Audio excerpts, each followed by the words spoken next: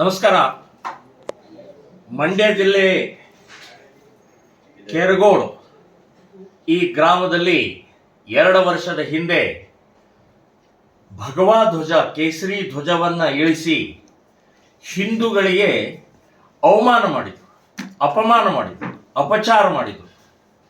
So ಆ ಹಿನ್ನೆಲೆಯಲ್ಲಿ ಕೆರಗೋಡು ಅಷ್ಟೇ ಅಲ್ಲ, ಇಡೀ ರಾಜ್ಯದಲ್ಲಿ ಭಗವಾ ಧ್ವಜವನ್ನು ಇಳಿಸಿದ್ದಕ್ಕೆ, ಅಪಮಾನ ಮಾಡಿದ್ದಕ್ಕೆ ದೊಡ್ಡ ಪ್ರಮಾಣದಲ್ಲಿ ಹಿಂದೂಗಳು ಪ್ರತಿಭಟನೆಗಳನ್ನು ಮಾಡಿದ್ರು.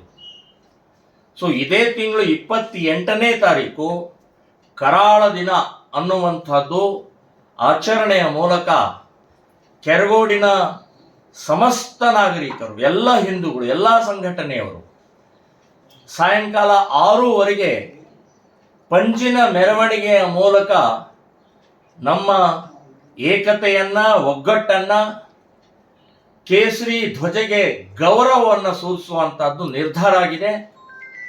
ನಾನು ಕೂಡ ಆ ಕಾರ್ಯಕ್ರಮದಲ್ಲಿ ಭಾಗವಹಿಸ್ತಾ ಇದ್ದೇನೆ.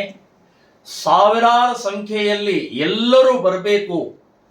ಜಾತಿ, ಮತ, ಪ್ರಾಂತ, ಭಾಷೆ, ಪಕ್ಷ ಭೇದ ಬಿಟ್ಟು ನಮ್ಮ ದೇಶದ ಹಿತಕ್ಕೋಸ್ಕರ, ಹಿಂದೂಗಳ ಸುರಕ್ಷತೆಗೋಸ್ಕರ ಎಲ್ಲರೂ ಭಾಗವಹಿಸಬೇಕು. 28ನೇ ತಾರೀಕು ಸಾಯಂಕಾಲ 6:00 ಪಂಜಿನ ಮೆರವಣಿಗೆ ಕೆರಗೋಡಿನಲ್ಲಿ ನಾನು ಭಾಗವಹಿಸ್ತಾ ಇದ್ದೀನಿ. ಎಲ್ಲರೂ ಬನ್ನಿ. ಜೈ ಶ್ರೀರಾಮ್.